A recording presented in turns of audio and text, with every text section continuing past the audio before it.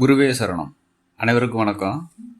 இன்றைக்கி என்ன பார்க்க போகிறோம்னா, கொஸ்டின் ஆன்சர் பகுதிக்கு வந்திருக்கிறோம். அதுபோக கமெண்ட்ஸ் ஒரு 2-3 பேர் கொடுத்துருக்குறாங்க. இந்த கமெண்ட்ஸுக்கு பதில் கொடுக்கலாம் அப்படிங்கிற மாதிரி வந்தாச்சு. சரி, என்ன மாதிரி கொடுக்கலாம் அப்படின்னு பார்க்கும்போது முதல்ல யார் கேட்டிருக்காங்கன்னா, ராஜேந்திரன் நாராயணசாமி அப்படின்னு கேட்டிருக்காரு. சூரியனுக்கு அருகில் சுக்கிரன் அஸ்தங்கமும் அடைஞ்சு வக்ரமும் ஆயிருக்கிறாரு. சுக்கிர தசை எப்படி இருக்கும்? தனுசு லக்கணம். தனுசு லக்கணத்துக்கு 2ஆம் இடத்துல சுக்கிரன் இருக்கிறாரு அப்படிங்கிற மாதிரி கேட்டிருக்காரு. சரி, தனுசு லக்கணத்துக்கு 6க்கும் 11க்கும் அதிபதியான சுக்கிரன் 2ஆம் இடத்துல உட்காந்து அஸ்தங்கம் ஆகி வக்ரம் ஆகிருக்கிறாரு. அவர் திசை வந்தால் எப்படி இருக்கும் அப்படிங்கிற மாதிரி கேள்வி கேட்டிருக்காரு. 6க்கு அதிபதி 2ஆம் இடத்துல உட்காந்து வக்ரம் பிரச்சனை இல்லை, ஆனால் சுக்கிரனுக்கு வக்ரம் பிரச்சனை இல்லை, ஆனால் அஸ்தங்கம் கொஞ்சம் பிரச்சனை பண்ணும் அப்படின்னு சொல்லி எடுத்துக்கலாம். அதே மாதிரி 11க்கு அதிபதி அஸ்தங்கமாக வர்றது வருமானத்தை தடை செய்யும், பொருளாதாரத்தை கை வைக்கும், அது குடும்பத்தில் கொஞ்சம் கடன் பிரச்சனையை உண்டு பண்ணும் அப்படின்னு எடுத்துக்கலாம். 6ஆம் இடம் கடனை தான் குறிக்கும். கடன் நோய் வம்பு வழக்கு குறிக்கும் இல்லையா? 11க்கு அதிபதி வருமானத்தை குறிக்கக்கூடிய இடம் இல்லையா? அப்போ அவர் 2ஆம் இடத்துல உட்காரும்போது அந்த குடும்ப சாணத்தில் ஏதோ ஒரு சின்ன சிக்கல் பிரச்சனையை உண்டு பண்ணும் அப்படிங்கிறத எடுத்துக்கலாம். அது என்ன பண்ணும் அப்படிங்கிறதான் சுக்கிரனுக்கு வீடு கொடுத்த சனியும் சுக்கிரன் யார் சாரத்தில் இருக்கிறாரு அப்படிங்கிறத வச்சு முடிவு பண்ண முடியும். அவங்க 2 பேரும், யார் சுக்கிரனுக்கு வீடு கொடுத்தவரும் சாரம் கொடுத்தவரும் தங்களுக்குள்ளே எப்படி இருக்கிறாங்க?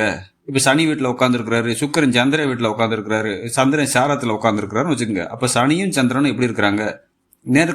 நேராக பார்த்துக்கிட்டாங்கன்னா அது ஒரு மாதிரியா பலனும், பார்க்காம கேந்திரத்தை திரிகோணத்தில் வந்துட்டாங்கன்னா அதுக்கு ஒரு மாதிரியான பலனும் கொடுக்கும் அப்படிங்கிறத எடுத்து டிசைட் பண்ணலாம். ஆனால் இப்போ அஸ்தங்கம்ங்கிறது கொஞ்சம் இருக்கிற சூழ்நிலையிலிருந்து பொருளாதார ரீதியாகவோ அல்லது உடல் ரீதியாகவோ தொந்தரவை கொடுக்கும் அப்படிங்கிறத எடுத்துக்கலாம். அடுத்து என்ன வேற ஒருத்தர் கேட்டிருக்கிறாரு, என்ன கேட்டிருக்கிறாருன்னா, நீச வக்ரம் அல்லது உச்ச வக்ரம் என்ன மாதிரி பலன் தரும் அப்படின்னு கேட்டிருக்காரு. நீசமானா அதுக்கு ஒரு பலன், அவர் வக்ரம் ஆயிட்டார்னா உடனே உச்ச பலனுக்கு கொடுக்க முடியாது. ஆனால் நீசத்தை விட்டு நீங்கிறாரு, ஆனால் வித்தியாசமான ஒரு கோணத்தில், அதாவது மாறுபட்ட கோணத்தில் அவர் பவர்ஃபுல்லாகிறாரு அப்படின்னு அர்த்தம். அதே மாதிரி ஒரு கிரகம் உச்சமாயிட்டா நேர்முகத்தில் ஆகுதுறதுக்கு பதிலாக வக்ரமாகும் போது அதுவும் மாறுபட்ட கோணத்தில் ஒரு நீச நிலைமைக்கெல்லாம் போகாது, மாறுபட்ட கோணத்தில் வலுவாக தான் இருக்குன்னு அர்த்தம். மொத்தம் நீச வக்ரமாக இருந்தாலும் உச்ச வக்ரமாக இருந்தாலும் அந்த கிரகம் பலமாக தான் இருக்குது. ஆனால் மாறுபட்ட கோணத்தில் வித்தியாசமான ஒரு எண்ணத்தில் அந்த கிரகம் செயல்பட போகுது அப்படின்னு அர்த்தம். அதுபோக அவங்களுக்கு வீடு கொடுத்தவங்க ஸ்ட்ராங்காக இருக்கிறாங்களா இல்லை அவங்க கெட்டு போயிட்டாங்களாங்கிறத வச்சு தான் பலன் சொல்ல முடியும். நண்பர் ஒருத்தர் கமெண்ட்ஸில் கேள்வி கேட்டிருந்தார். நம்ம உதாரண ஜாதகம் கொடுத்து பேசியிருந்தோம். அதாவது எப்படின்னா, அது மேச லக்னமாக வந்திருக்கு. அவர் என்ன கேள்வி கேட்டிருக்கிறாருன்னு பார்த்தா, முதல்ல அருமையான மற்றும் வித்தியாசமான ஆய்வு, நன்றிகள் ஐயான்னு கொடுத்துருக்கிறாரு. பரிவர்த்தனை மூலம் தனுசுவுக்கு வரும் குருவை சனி பார்ப்பார் என்று எடுக்கலாமா, அல்லது சனி சுக்கிர பரிவர்த்தனையில் சனியின் பார்வை குருவின் மேலும் 9ஆம் பாவத்தின் மேலும் விழாது என்று எடுக்க வேண்டுமா அப்படின்னு கேட்டிருக்கிறார். இதுக்கு என்ன பதில் சொல்லலாம்னா, பரிவர்த்தனை அப்படிங்கும்போது 2 பேரும் வீடு மாறிக்கிறாங்க, சொந்த வீட்டுக்கு ஆட்சி பெற்று போகிறாங்கன்னு இருக்க வேண்டாம். இருக்கிற வீட்லேயே ஆட்சி பலத்தோட பலமாக இருக்கிறாங்கன்னு அர்த்தம். பார்வை எப்பயுமே இருக்க வீட்டிலேருந்து பார்க்கக்கூடிய பார்வையை மட்டும்தான் எடுக்கணுமே ஒழிய பரிவர்த்தனைக்கு பிறகு பார்வையை எடுக்கக்கூடாது அப்படின்னு வச்சுக்கோங்க. இது ஆன்சர் சரியாக வரும். அடுத்து என்ன கேள்வி கேட்டிருக்கிறாருன்னா, கேது சனியின் சாரமான அனுசத்தில் இருந்தால் சனி உச்ச நிலையில் இருப்பதாலும் கேதுவுக்கு கேந்திரத்தில் செவ்வாய் இருப்பதாலும் கேது நல்ல நிலையில் இருக்கிறார் என்று கூறியது புரியவில்லை, சிறிது விளக்கவும் கேட்டிருக்கிறார். கேது விருச்சிகத்தில் இருக்கிறார் இல்லையா? அவருக்கு வீடு கொடுத்த செவ்வாய் அவருக்கு கேந்திரத்தில் இருக்கிறார். அவருக்கு சாரம் கொடுத்த சனி அவருக்கு 12ஆம் இடத்துல மறையில் உச்சம் பெற்ற நிலைமையில் இருக்கிறார். கேது யாரை போல செயல்படணும்? செவ்வாயை போல பொதுவாகவே செயல்படுவார்னு வச்சுக்கிட்டாலும் இப்போ செவ்வாய் வீட்டிலேயே இருக்கிறார். அப்போ பெரும்பாலான பங்கு செவ்வாயை போல செயல்பட்டாகணும். சரி, அப்போ சனியுடைய உச்சம் பெற்ற சனியுடைய சாரத்தில் இருக்கிறார். சரி, ஓகே. இந்த இடத்துல என்ன பண்ணுவாங்க அப்படின்னு பார்த்தீங்கன்னா, இந்த செவ்வாய்க்கும் சனிக்கும் உள்ள தொடர்பு திரிகோண சம்பந்தம். அப்போ திரிகோண சம்பந்தம் அப்படிங்கும்போது என்ன பண்ணுவார் அப்படின்னா, பொருளாதாரத்தில் எந்த வகையிலும் கைவிடுவோம், பிரச்சனை பண்ண மாட்டார் அப்படின்னு எடுங்க, சரியாக வரும். ஏன்னா செவ்வாய் லக்னாதிபதி இல்லையா? அப்போ பொருளாதார ரீதியாவோ உடல் ரீதியான தொந்தரவோ கொடுக்க மாட்டார். ஆனால் செவ்வாய் இருக்கிறது லக்னத்துக்கு 11ஆம் இடம், பாதகஸ்தானம். அந்த செவ்வாய்க்கு பாதகஸ்தானத்தில் சனி, இவங்க திரிகோண சம்பந்தத்தில் வரும்போது கௌரவ குறைச்சலோ உண்டு பண்ணுவார். எனக்கு கேது இருக்கிறது 8ஆம் இடம் இல்லையா? ஏதோ ஒரு சின்ன வகையாக கௌரவ குறைச்சலோ இல்லை வேறு ஏதாவது சின்ன சின்ன பிரச்சனைகள், தொழில் ரீதியான ஒரு கடன். சனியங்கிறது தொழில் தானே, கேதுங்கிறது கடன் தானே. அப்போ தொழில் மூலயமா ஏதாவது கடனை கொடுத்து அது மூலயமா கௌரவத்தை குறைச்சல உண்டு பண்ணுறதுக்கு வாய்ப்பு உண்டு ஒழிய பொருளாதார ரீதியாக பிரச்சனை, குடும்ப ரீதியாக பிரச்சனை ஏற்படுத்தாது அப்படின்னு புரிஞ்சுக்கிட்டிங்கன்னா சரியாக வரும். அடுத்து 3வது கேள்வி வந்து 2ஆம் பாவத்தை ஆய்வு செய்யும் போது லக்னத்திற்கு 2ஆம் பாவத்திற்கு பாதகஸ்தானத்தில் இருக்கும் சுக்கிரன் குருவின் பார்வையை பெற்றும் அவருடைய தசாபுத்திகளில் களத்திரம் மூலம் பிரச்சனை கொடுப்பாரா? பரிவர்த்தனைக்கு முன்பு நட்பு வீட்டில் குருவின் பார்வையை பெற்று பூர்வ புண்ணிய ஸ்தானாதிபதியுடன் இருக்கும் சுக்கிரன் கணவன் மனைவி உறவை பிரிப்பாரா அப்படின்னு கேள்விட்டிருக்காரு. கண்டிப்பாக நடக்கும். சுக்கிர திசையும் நடந்தால் குரு பார்வையிலே இருந்தாலும் கூட சுக்கிரன் வந்து 2க்கு 7க்கு அதிபதி தானே. அப்போ கணவன் மனைவியை சொல்லக்கூடிய உறவு முறை தானே குடும்பஸ்தானாதிபதி ஆகிறாரு, களத்திர ஸ்தானாதிபதி ஆகிறார், களத்திர காரகனும் ஆகிறார். குரு 12ஆம் இடத்து அதிபதி, 9க்கு அதிபதி, பாக்கியாதிபதி தான். சுக்கிரன் பரிவர்த்தனைக்கு பிறகு வந்தாலும் கூட 7ஆம் இடத்துக்கு தான் வருவார் அப்படின்னு வச்சுக்கிடுங்க. ஏன்னா இங்கே இது எப்படி சொல்கிறது உங்களுக்கு, 12ஆம் இடம் கண்டிப்பான முறையில் அது ஒரு பிரிவினை உண்டு பண்ணணும். அது தொழில் ரீதியாக இருக்கலாம்ல. ஏன்னா குரு 6ஆம் இடத்துலேருந்து தானே பார்க்குறாரு. 12ஆம் இடத்து அதிபதி 6ஆம் இடத்துல உட்காந்து சுக்கிரனை பார்க்கும்போது குடும்பத்தை விட்டு பிரித்து வைக்கணும், அது தொழில் ரீதியாக இருக்கலாம் அப்படின்னு எடுக்கலாம். ப்ளஸ் சூரியன் கூட சேர்ந்து உட்காந்துருக்கிறார். அது ஒரு சின்னதாக ஒரு மைனஸ் பாயிண்ட்னு வச்சுக்கலாம். ஏன்னா சுக்கிரன் சூரியன் வந்து இணைவு வந்து இங்கே யாருக்கு பலமாக பேசுமோ சுக்கிரனுக்கு தான் பலமாக பேசுமே ஒழிய சூரியனுக்கு பேசாது அப்படின்னு வச்சுக்கலாம். இந்த சுக்கிரனை குரு பார்க்குறாரு. சுக்கிரன் இருக்கிறது 10ஆம் இடத்துல ஜீவனஸ்தானத்தில், குரு 6ஆம் இடத்துல இருந்து பார்க்குறாரு. அப்போ தொழிலுக்காக, ஜீவனத்துக்காக, வருமானத்துக்காக குடும்பத்தை விட்டு நவட்டி ஆகணும். ஏன்னா சுக்கிரன் 2 7க்கு அதிபதி இல்லையா, குரு வந்து தனகாரகன் இல்லையா, 9க்கு அதிபதி இல்லையா. இங்கே சுக்கிரன் கூட யார் இருக்கிறா, 5க்கு அதிபதி இருக்கிறார். அப்போ பூர்வ புண்ணிய ஸ்தானாதிபதி. அப்போ இந்த பூர்வீகத்தை விட்டு இடமாற்றத்துக்காக, தொழிலுக்காக, வருமானத்துக்காக நவட்டி வைக்கணும் அப்படின்னு ஒரு பாசிட்டிவாக எடுத்துட்டாலே சரியாக போச்சு. இது பிரச்சனைனால பிரியணும் அப்படிங்கிற மாதிரி எடுத்துக்கிற வேண்டிய அவசியம் இல்லை. அது அப்போ நடக்கிற திசையில் ஏதாவது ஒரு புத்தி மோசமாக நடந்தால் பிரிவினை அப்படின்னு எடுத்துக்கிட்டா போதும். மற்றபடி இது வந்து பாசிட்டிவாகவே செயல்படும் அப்படின்னு எடுத்துக்கிட்டா போதும். அடுத்து என்ன கேள்வி கேட்டிருக்கிறாருன்னா, சூரியனை பற்றி ஆய்வு செய்யும் போது சூரியன் சந்திரனின் சாரத்தில் இருந்தால் சந்திர ராகு இணைவு காரணமாக தந்தை மகன் உறவில் அதிக அளவில் விரிசல் ஏற்படும் என்று கூறியுள்ளீர்கள். குருவின் பார்வையின் தாக்கம் எப்படி இருக்கும்? மேலும் ரிஷபத்தை செவ்வாயும் பார்க்கிறார் அப்படிங்கிற மாதிரி கொடுத்துருக்கிறாரு. நீங்கள் கேட்குற கேள்வி கரெக்டு தான். இது சூரிய திசையிலையோ சனி திசையிலையோ தந்தை மகன் பிரிவு ஏற்படுறதுக்கு வாய்ப்பு உண்டு அப்படின்னு எடுத்துக்கலாம். ஏன், பரிவர்த்தனையில் சனி வந்து சூரியனுடைய போய் சேர்றாரு. அப்போ அந்த இடத்துல ஆட்சி பெற்ற சனியாக இருந்தாலும் கூட, அல்லது சனி பரிவர்த்தனைக்கு பிறகும் கூட இங்கே தான் இருந்தாலும் சனி வீட்டில் தான் சூரியன் இருக்கிறாரு. 2வது குரு 12க்கு அதிபதியாக இருந்து 6ஆம் இடத்துல இருந்து அந்த சூரியனை பார்க்கும்போது அந்த கருத்து வேறுபாடு தந்தை மகன் கூடால வரத்தான் செய்யும் அப்படின்னு எடுத்துக்கலாம்.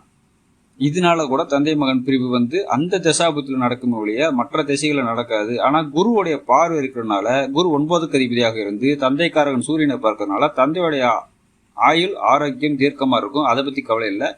கருத்து வேறுபாடு வர்றதுக்கு காரணம் குரு 6ஆம் இடத்துலேருந்து பார்க்குறதும் பரிவர்த்தனைக்கு பிறகு சனி அவரோட போய் சேர்ற மாதிரி ஒரு கணக்கு, அவ்வளோதானே ஒழிய. இருந்தாலும் அந்த கருத்து வேறுபாடு பிரிவினை வர்றது அப்படிங்கிறது கண்டிப்பாக நடக்கத்தான் செய்யும். ஏன்னா அந்த இடத்துல சூரியன் வந்து திக்பலம் அடைகிறார் இல்லையா. அப்போ தந்தையுடைய பிடிவாத குணம் அதிகமாக இருக்கும். அதுக்கு வந்து இந்த சனி வந்து ஒத்துக்கிற மாட்டார். அப்படிங்கிறனால இதை அப்படி எடுத்துக்கிட்டால் சரியாகும். அடுத்து என்ன பார்க்க போகிறோம்னா கொஸ்டின் ஆன்சர் பகுதி தான். முதல்ல கேள்வி கேட்டிருக்கிறவர் சுரேஷ்குமார் அப்படிங்கிறவர் சிவகாசியிலேருந்து கேள்வி கேட்டிருக்கிறாரு. அவர் என்ன கேட்டிருக்கிறாருன்னா, அரசு வேலை கிடைக்குமா, திருமணம் எப்போது நடைபெறும் அப்படின்னு கேள்வி கேட்டிருக்கிறாரு. லக்னமாக வந்திருக்கிறது மீன லக்னம், ராசியாக வந்திருக்கிறது மேச ராசி, அஸ்வினி நட்சத்திரம். 6க்கு அதிபதி சூரியன் வந்து லக்னத்திலே உட்கார்ந்துருக்கிறாரு, சனி சாரை வாங்கியிருக்கிறாரு. 10க்கு அதிபதி குரு சனி கூடயே சேர்ந்து இருக்கிறாரு. அவர் ரோகிணி நட்சத்திரம், சந்திரன் சாரை வாங்கியிருக்கிறாரு, சந்திரன் கேது சாரை வாங்கியிருக்கிறாரு. நடப்பு சுக்கிர திசை புதன் புத்தி. இந்த சுக்கிர திசையில் கிடைக்கிறதுக்கு வாய்ப்பு இல்லை. யார்கிட்டையாவது பணத்தை கொடுத்து ஏமாற வேண்டாம். முடிஞ்சால் சூரிய திசையில் கிடைக்கிறதுக்கு வாய்ப்பு இருக்குது. அது வாய்ப்பு இருக்குன்னு தான் சொல்கிறேன், கன்ஃபார்மாக சொல்ல முடியாது. உங்களுக்கு அரசு வேலைங்கிறது ஒரு 50% தான் சொல்ல முடியும். பார்த்துக்கோங்க, நீங்கள் வேறு வேலையை ஏதாவது முயற்சி பண்ணுங்க. சரி, திருமணம் அப்படிங்கும்போது சூரிய திசை செவ்வாய் புத்தி தான். அதாவது 27 வயசுக்கு அப்புறம் தான் திருமணம் அப்படிங்கிறத எடுத்துக்கலாம். ஆனால் குடும்ப வாழ்க்கை நல்லா இருக்குது ஏன்னா 2க்கு அதிபதி 9க்கு அதிபதி செவ்வாய் ஆட்சி பெற்ற நிலைமையிலிருந்து புதன் சாரை வாங்கியிருக்கிறார் இல்லையா. அப்போ பொருளாதார ரீதியாக நீங்கள் எப்படி சம்பாரிச்சிருவீங்க, முன்னுக்கு வந்துடுவீங்க. திருமணம் சூரிய திசை செவ்வாய் புத்தி 27 வயதுக்கு அப்புறம். அரசு வேலைங்கிறது சுமாரான பலன் தான், நம்ப முடியாது அப்படிங்கிறத இவருக்கு உண்டான பதில். அடுத்து பேர் கொடுக்கல, ஆனா பெண்ணா, யார் ஜாதகம் எதையுமே கொடுக்கல. டேட் ஆஃப் பர்த்து, ஊர், டயம் கொடுத்துருக்குறாரு. வீடு மாற்றம் செய்யலாமா அப்படிங்கிற மாதிரி கேள்வி கேட்டிருக்கிறாரு. வீடு மாற்றம்னா வாடகை வீடாக இருந்தால் வீடு மாற்றத்தை பற்றி கேட்க வேண்டிய அவசியமே இல்லை. பிடிச்சா மாறிக்கிற வேண்டியதுதான். இப்போ சொந்த வீட்டை விட்டு ஒத்திக்கு போகிறோம் அப்படிங்கிற மாதிரி கேட்டிருக்கிறாருன்னு நினைக்கிறேன். எனக்கு ஆங்கிலம் தெரியாது, எது கொடுக்குறாருன்னு தமிழில் கொடுத்துருங்க. சரி, இவருக்கு வந்து மிதுன லக்னம், ரிஷபராசி, ரோகிணி நட்சத்திரத்தில் பிறந்திருக்கிறாரு. ஓடிக்கிட்டு இருக்கிறது குரு தேசியில் சனி புத்தி. குரு 6ஆம் இடத்துல இருக்கிறாரு, சனி 9ஆம் இடத்துல இருக்கிறாரு. சரி, குரு வக்ரமை கேட்டை நட்சத்திரம், லக்னாதிபதி புதன் சாரமே, சனி வந்து குரு சாரமே. சனி புத்திக்கு அப்புறம் புதன் புத்தி. தாராளமாக மாறலாம். நீங்கள் இப்போ சனி புத்தியில் நினச்சாலும் நடக்கிறது கொஞ்சம் கஷ்டம். ஆனால் அதை அடுத்து புதன் புத்தியில் நடக்கிறதுக்கு வாய்ப்பு உண்டு. முயற்சி பண்ணி பாருங்கள். ஆனால் சனி புத்தியில் மாற விடாது. ஏன்னா சனி லக்னத்துக்கு 9க்கு அதிபதி, ஆட்சி பெற்ற நிலைமையில் இருக்கிறாரு. குரு இருக்கிற வீட்டுக்கு 4க்கு அதிபதி அப்படின்னு வச்சுக்கிட்டாலும் அதுவும் ஆட்சி பெற்ற நிலைமையில் இருக்கிறதுனால இந்த சனி புத்தியில் மாற விடாது. ஆனால் அடுத்த புதன் புத்தியில் மாற விடும் அப்படிங்கிறத உண்மை. ஏன்னா புதன் வந்து லக்னத்துக்கு அதிபதி ஆகிறாரு, 4க்கு அதிபதியாக இருந்து லக்னத்துக்கு 12ஆம் இடத்துல போகிறதுனால அப்போ வந்து நீங்கள் வீடு மாற்றம் பண்ணுறது சரியாக வரும். அப்போ தான் உங்களுக்கு அது அந்த அமைகிற வீடு வந்து சூட்டபுளாக இருக்கும், நல்லாயிருக்கும் அப்படிங்கிறத உண்மை. ஏன்னா சுக்கிர வீட்டில் இருக்கிறது இல்லையா, அதனால் சுக்கிர வீட்டிலே உட்காந்து செவ்வாய் சாரமே வாங்குறதுனால அப்போ தான் வீடு செட் ஆகும் அப்படிங்கிறத இவருக்கு உண்டான பதில். அடுத்து ஆனந்தி அப்படிங்கிறவங்க கேள்வி கேட்டுருக்குறாங்க. ஆனந்திக்கு ஆல்ரெடி நம்ம ஏற்கனவே பார்த்து சொல்லியிருக்கோம்னு நினைக்கிறேன். அவங்களும் கேள்வி கேட்டிருக்கிறாங்க. அரசு வேலை எப்போது, மறுமணம் எப்போது அப்படிங்கிற மாதிரி கேள்வி கேட்டிருக்கிறாங்க. விருச்சிக லக்னம், மகர ராசி, திருவோண நட்சத்திரம், நடப்பு குரு திசையில் சூரிய புத்தி. குரு திசையில் சூரிய புத்தி.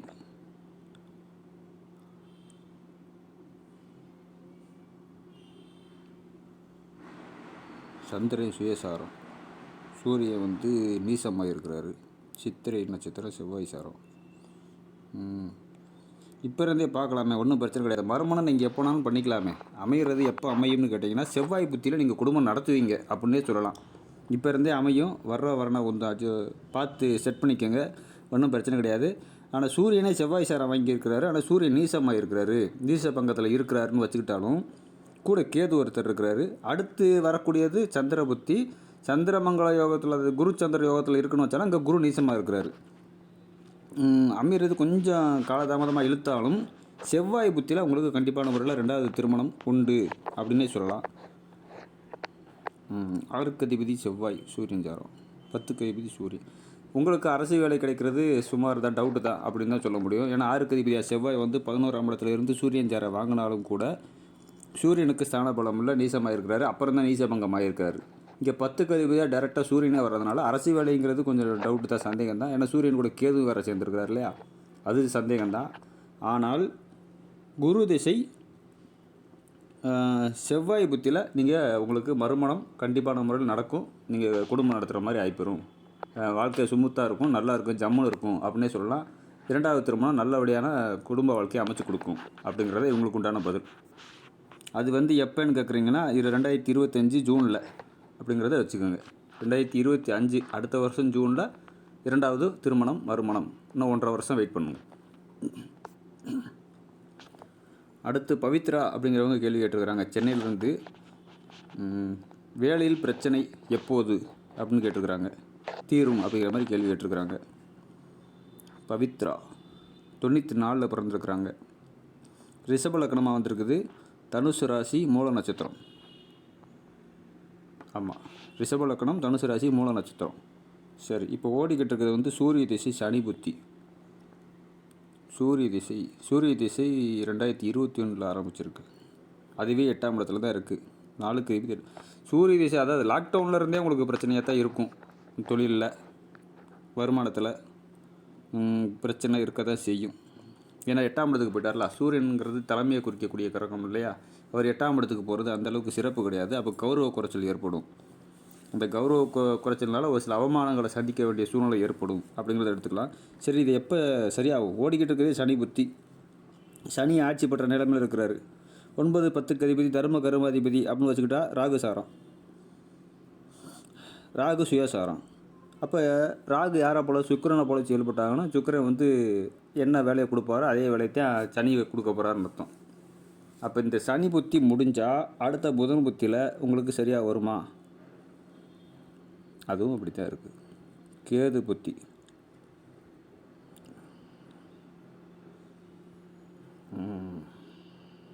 அடுத்து சுக்கிர புத்தி. இந்த திசையே உங்களுக்கு கொஞ்சம் கஷ்டம்தான். கண்டிப்பான முறையில் இந்த திசை வந்து முழுக்க முழுக்க உங்களுக்கு டிஸ்டர்ப் தான் பண்ணுதோ. தொழிலில் தான் அது மெயினாக கை வைக்குது. இங்கே சந்திரன் நல்ல ஒரு வருமானத்தையும் நல்ல ஒரு உத்தியோகத்தையும் கொடுப்பார். எப்படி கொடுப்பார்? மூல நட்சத்திரம் வாங்கி 8ஆம் இடத்துல மறைஞ்சு உட்காந்துருக்கிறாரு. எப்படி கொடுப்பார்னா, ஒரு மறைவு ஸ்தானாதிபதியான சந்திரன் 3க்கு அதிபதி, இன்னொரு மறைவு ஸ்தானமான 8ஆம் இடத்துக்கு போகிறது நல்ல விஷயம். கேது சாரம் வாங்குறது ஒன்றும் பெரிய லெவலில் பிரச்சனை கிடையாது. ஏன்னா அந்த கேதுவுமே லக்னத்துக்கு 12ஆம் இடத்துல. அப்படிங்கிறனால அந்த சந்திர திசையில் உங்களுக்கு நல்லபடியான ஒரு ஜாப் அமையும். என்ன பெரிய லெவலில் வருமானம் இல்லை அப்படின்றாங்களோ, ஆனால் நிம்மதியான ஒரு தொழிலாக அமையும் அப்படிங்கிறத இவங்களுக்கு உண்டான பதில்.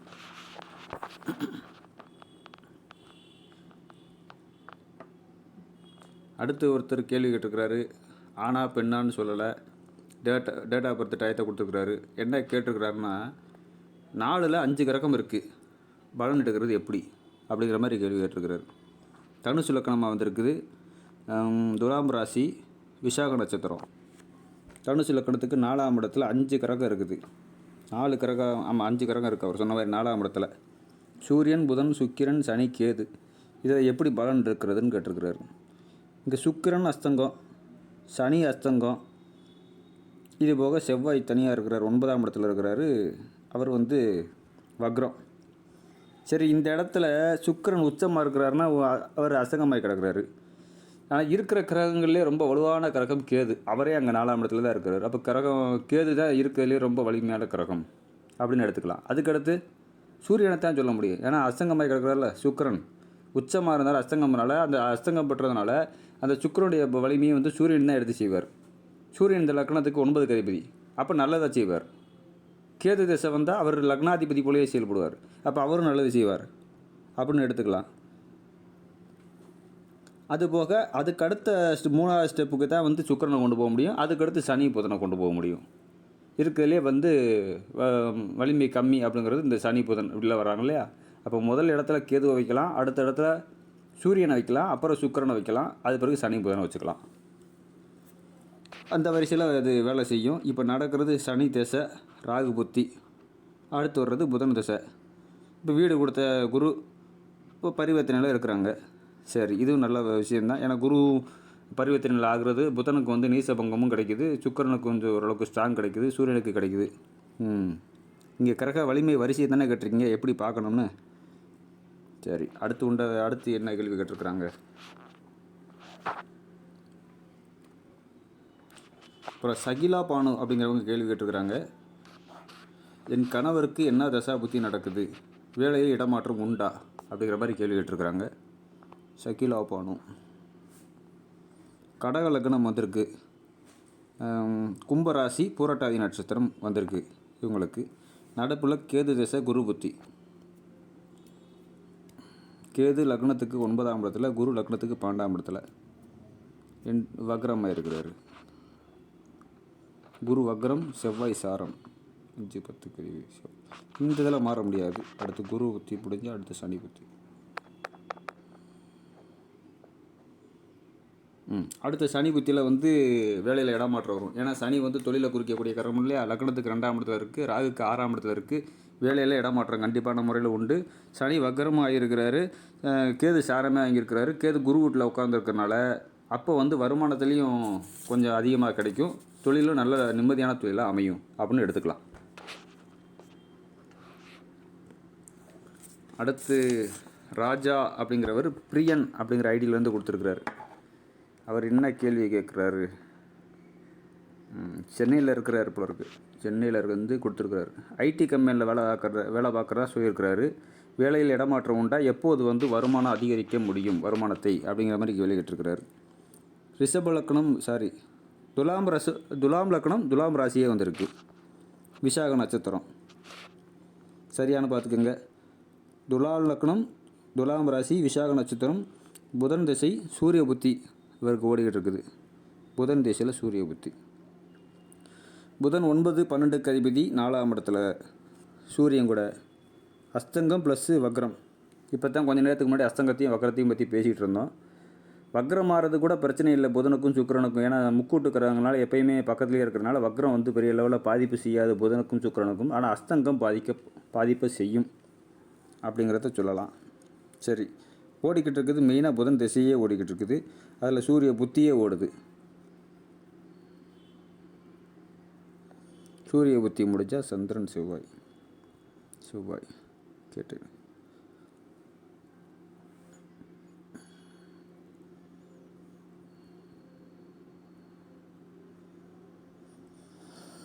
ராகு புத்தியிலேருந்து டெவலப்மெண்ட் இருக்கும் உங்களுக்கு.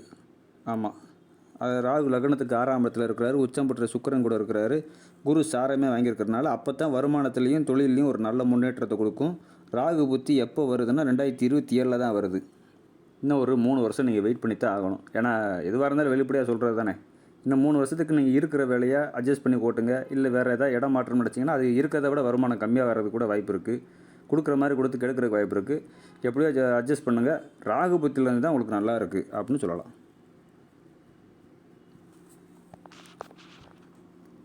அடுத்து வந்து சந்தோஷ் அப்படிங்கிறவர் கொடுத்துருக்குறாரு, கேள்வி கொடுத்துருக்குறாரு. என்ன கேட்டிருக்கிறாரு? குழந்தை எப்போது? இந்த சுக்கிர புத்தியிலே கிடச்சிருமா? குழந்தை பிறந்ததுக்கப்புறம் தான் யோகம் அமையுமா அப்படிங்கிற மாதிரி கொடுத்துருக்குறாரு. அப்புறம் மனைவியோடைய ஜாதகத்தையும் கொடுத்துருக்குறாரு. யாராவது ஒரு ஆள் தான் பார்த்தா போதும், நம்ம இவரதையே பார்த்துருவோம். ரிஷப லக்னம். நான் என்ன கேட்டிருந்தேன், இது ஆண் ஜாதகமாக பெண் ஜாதகமாக கேட்டிருந்தேன். அவர் மனைவியோடைய ஜாதகத்தையும் சேர்த்து கொடுத்துட்டாரு. சரி, அப்போ அவங்கது வேண்டாம், நம்ம உங்கதை மட்டும் பார்ப்போம். ரிஷப லக்னம் ராசி கும்பராசி சதய நட்சத்திரம் ஓடிக்கிட்டு இருக்குது. சனி தேசியில் சுக்கிர புத்தி ஓடுது.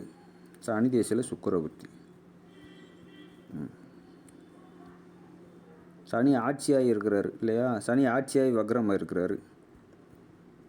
சதய நட்சத்திரம் ராகு சாரமே வாங்கியிருக்கா. சரி, திசையில் பிரச்சனை கிடையாது. ஓடுறது சுக்கிர புத்தி. 4ஆம் இடத்துல திக்பலம் பெற்று இருந்தாலும் கூட சூரியன் அவருக்கு 12 சுயசாரம் வாங்கியிருக்கிறாரு. இங்கே சுக்கிரனை வந்து செவ்வாயும் பார்க்குறாரு, சனியும் பார்க்குறாரு, கேது திரிகோண சம்பந்தத்தில் வராரு. இந்த சுக்கிர புத்தியில் கிடைக்கிறது டவுட்டு, கஷ்டம்தான் அப்படின்னு தான் சொல்லணும். சுக்கிரன் வந்து இந்த வருஷம் டிசம்பர் மாதம் வரைக்கும் போய்கிட்டு இருக்குது. அதாவது ஒரு 10 நாள் 20 நாள் தங்கும், அப்புறம் கலைஞ்சிரும். ஏன்னா கேது திரிகோணத்தில் வராருல, சனி செவ்வாய் பார்வையில் இருக்கிறாங்களே, உஷ்ணம் அதிகமாகுது. செவ்வாயும் பார்க்குறாரு உஷ்ண கிரகம். கேது செவ்வாய் வீட்டில் இருந்தே பார்க்குறாரு, சனிக்கும் பார்க்குறாரு. அப்போ கருப்பத்தரை ஏதாவது வந்து இது பண்ணிகிட்டே இருக்கும். நீங்கள் பார்த்துக்கிட்டே இருங்க. அடுத்து வந்து வர்றது சூரிய புத்தி வருது இல்லையா? சூரியன் சந்திரன் வீட்டில் உட்காந்துருக்கிறாரு. சரி, ஓகே. சூரியன் பூசம் அங்கேயும் தடையாக தான் இருக்குது. சந்திரன்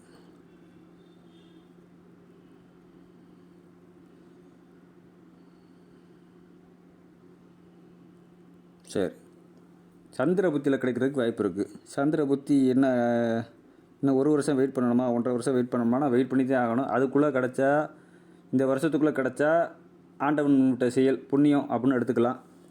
இல்லை டிலே ஆகும்னா இந்த 1 வருஷம் 1.5 வருஷம் டிலே ஆகும். ஆனால் கண்டிப்பாக அடுத்த வருஷம் 1.5 வருஷத்தில் குழந்தை பாக்கியம் உண்டு, கிடைக்கும் அப்படிங்கிறத ஸ்ட்ராங்காகவே சொல்லலாம். கிடைச்சா சொல்லுங்கள், ஃபோனில் சொல்லுங்கள், இல்லைன்னா கமெண்ட்டில் போடுங்க, ஏதாச்சும் ஒன்று போட்டு விடுங்க. ஆனால் அடுத்த 1.5 வருஷம் கழிச்சு கண்டிப்பான முறையில் கையில் ஒரு குழந்தை இருக்கும், கரு உருவாயிரும். நீங்கள் தகவல் சொல்லுங்கள்.